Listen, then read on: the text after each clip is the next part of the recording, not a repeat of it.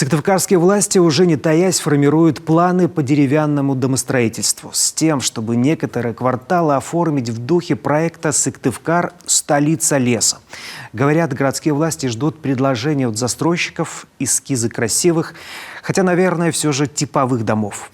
Вместе с тем, частные застройщики, которые готовы свои дома возводить из любого материала, не могут ответить на один вопрос – где строить? Эту проблему во время прямой линии затронул и глава Коми, сообщив, что наиболее остро задача заявлена именно в Сыктывкаре. Ольга Коняева в деталях о том, как свой дом построить. Свой дом семья Мамонтовых из Усть-Кулома построила в новом перспективном микрорайоне, хотя еще недавно многодетная чета ютилась в съемном жилье. Социальная выплата почти в 2 миллиона рублей помогла за год построить сам дом и сделать всю внутреннюю отделку. Стройматериалы дорого стоят, и сила рабочих. Все равно сам своей семьей ты такой дом не построишь на свои собственные средства. Многодетным семьям и другим льготным категориям жителей Коми республика выделяет бесплатно земельные участки и помогает строить дома. Для этого есть различные программы поддержки как для сельчан, так и городских жителей. Например, с помощью республики около 3000 человек закрыли кредиты и возвели свое жилище, на что из бюджета Коми направлено в этом году 50 миллионов. Есть и другие программы. По жилищному строительству, индивидуальному ИЖСу мы делаем максимально для того, чтобы люди пошли. Но в ИЖСе вторая проблема – земля. Вот основной там пул людей, которые хотят строиться, это Сыктывкар. А у нас сегодня земли нет. Нам сегодня, как Новая Москва, да, нам сегодня нужно уже совершенно точно рассматривать, чтобы там земли Сыктывдинского муниципалитета, района, прирезать к большому Сыктывкару, чтобы наделять, вот как раз выделять эти земли, наделать для ИЖС. Дефицит земли в столице региона – вопрос не новый, как и очередность на получение бесплатного участка. Прилегающие к Сыктывкару территории, свободные от застройки лесов, уже используются или относятся к зоне сельскохозяйственного назначения, находятся в государственной либо частной собственности. Земли для жилищного строительства такой вот специальной, можно сказать, для того у нас на сегодняшний день в собственности республики, чтобы мы могли передать для жилищной застройки, нет. Вот. Мы работаем с федеральными структурами, да, они имеют земли, вот, и мы совместно с городом Сыктывкаром, в частности, да, проводим такие мероприятия. Земли федеральной, в том числе в Сыктывкаре, не так много. Но работа по переводу республика продолжает. Это одно из решений выделения законных соток жителям.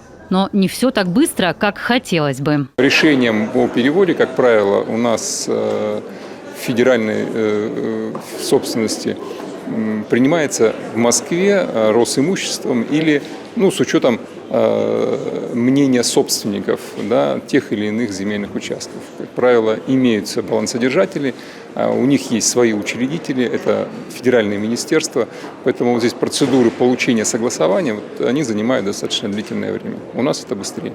В 2018 году правительство региона подобрало для многодетных Сыктывкара территорию в микрорайоне Емваль со стороны реки Вычегды. Это земли федеральные, сейчас переданы в пользование региону. Комитетом имущества образован отдельный участок 9,5 гектаров. Сыктывкар внес изменения в генеральный план и правила землепользования и застройки. Будущий микрорайон уже назвали Прибрежный. Следующим этапом работа проводилась уже Минстроем. Мы подготовили проект планировки территории, который был в конце 2020 года утвержден администрацией города Сыктывкара. Но у нас возникли небольшие проблемы по этому земельному участку. Земельный участок попал во вторую зону водоохранную реки Вычегда. Мы, чтобы устранить эти препятствия, обращались в Дом РФ. Мы прорабатывали с Комитетом имущества этот вопрос. И в результате в 2022 году внесены были изменения в статью 27 Земельного кодекса, чтобы эти ограничения снять. Ушел целый год, чтобы внести изменения в федеральный закон. Теперь в этой зоне индивидуальное жилищное строительство разрешено, но только при условии уже протянутых коммуникаций водоснабжения и водоотведения для защиты водного объекта. Кроме того, регион построит освещение, улично-дорожную сеть. На работы уйдет еще 2 года. Расходы предусмотрены в адресной инвестиционной программе республики. На 2024 год предусмотрено порядка 140 миллионов рублей. Это на проектно-сметные работы. И далее на 2025 год 535 миллионов рублей уже для строительства улично-дорожной сети, электроснабжения, водоснабжения с ливневой канализацией. Работа будет в данном направлении продолжаться. И мы ожидаем, что в конце 2025 года первые участки будут передаваться многодетным семьям. Комитет имущества провел межевание, утвердил правила застройки с учетом проездов земель общего пользования. Это более 70 участков, детские игровые площадки, место для магазина. Многодетные семьи получат готовую инфраструктуру для жизни. Останется поставить дом. В плане на будущее и расширение столичного местечка Яккар. Здесь уже несколько лет выделяются участки. Увеличить территорию можно за счет лесного фонда. Перевод такой земли – история еще более сложная. Есть и третий вариант. По соглашению между муниципалитетами Сыктывдинский район передает столице участки в местечке Печепашня. За несколько лет в Сыктывкаре многодетным семьям выделены сотни участков. Правительство региона и муниципалитет работу продолжает по всем направлениям. Обеспечить бесплатными участками на сегодняшний день нужно 708 семей. Из них 605 многодетные, в основном в Сыктывкаре. Для сравнения, 5 лет назад в очереди было 1158 жителей региона, из которых более 800 многодетные. Комитет имущества и земельных отношений Коми ведет ежеквартальный мониторинг. В 2022 году в 12 муниципальных образованиях приняты заявления в очередь на предоставление земельных участков.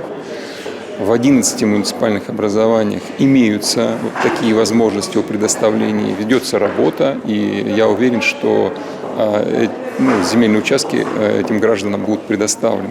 Например, в Усть-Куломском районе планы по освоению территории расписаны на годы вперед. Дом для местных жителей – это якорь, который держит на малой родине. Сейчас в районе около 300 индивидуальных застройщиков, а могло быть еще больше. Пока не все участки обеспечены коммуникациями.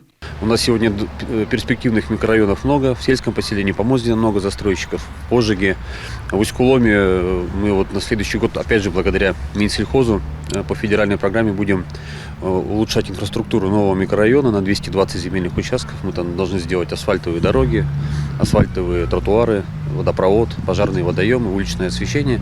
Вот такой комплекс за 3-4 года мы должны реализовать. Создание инженерной и дорожной инфраструктуры в новых жилых районах – это серьезные затраты. Они ложатся на муниципалитеты, республику, есть и федеральные программы. Выделить земли – это половина дела. Люди хотят строиться там, где есть дороги, свет и вода.